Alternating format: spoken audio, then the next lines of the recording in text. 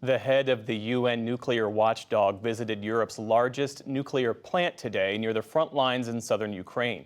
The Zaporizhzhia power plant is under Russian control and uses water from the Dnipro River to cool its reactors. But a major dam near the plant was destroyed last week, potentially depriving it of that vital water. Contingency measures to stabilize the plant are underway, while elsewhere in Ukraine, a major counteroffensive is taking shape. Emma Murphy of Independent Television News reports from the front lines. They didn't start this war, but their hard fight is to end it. This is Ukraine's counteroffensive.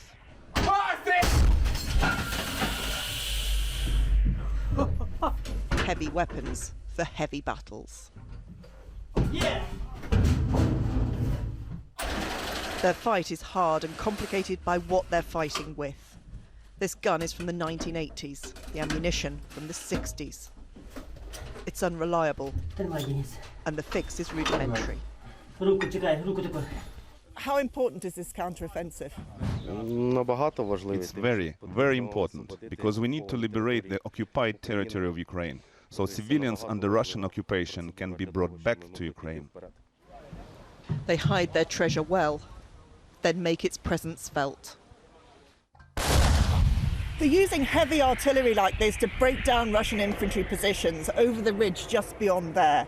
This counteroffensive will not be fast. It will be slow, grinding, and a fight for every single metre.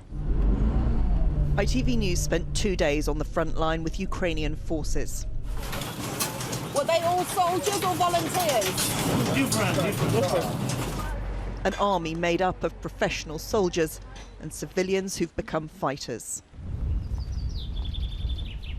Through fields reminiscent of battles past, they showed us the technology that has changed the way of warfare. Drones have been absolutely crucial to the way this war has been waged, and they will be even more important in the counteroffensive. The unit commander tells me the drones allow them to find Russian positions up to 2 miles away, then strike their men and their machinery. They move on foot because vehicles are a target. At the forward command base, the drones and artillery are coordinated. What happens here drives the counteroffensive.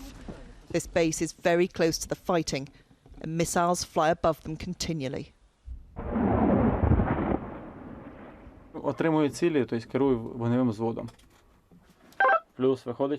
Sergei explains how he receives information on the targets from the drone teams and coordinates the firing units. And where is that place there? Is that... This is Bakhmut. Bakhmut, right. On the armoured wall, amid all the technology, someone has hung a Ukrainian prayer for soldiers. They all pray for an end to this war and know their work might hasten that.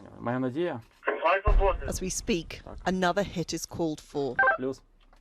Here, they are able to see the results of their work, watching the strikes in real time. But Russia has the same power to survey and attack, so elaborate trenches lead to the Western weaponry so crucial to Ukraine's survival. Pieces like this, provided by Poland 7 months ago. They go out to fire, but there's a problem. A Russian drone has been spotted. Breaking cover risks being hit. They pull back below the camouflage and hope.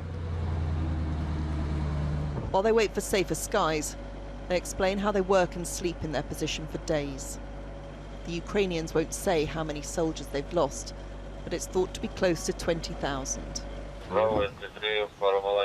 Every soldier knows the counter-assault is much more dangerous than defence. This gun helps us slowly get back our land, Alexei says, but insists there's still a need for more weaponry and ammunition. When finally the drone seems to be gone, they prepare to break cover once more. They know after firing it can be less than 5 minutes for the Russians to identify their position and hit back. They've lost many colleagues that way and know to take shelter. Later, the commander sums up the mood of his troops. We are all trying our best, and we want all of this to finish as soon as possible. We are doing everything to achieve it. The counter-offensive won't end this war, but it will certainly shape the future of it.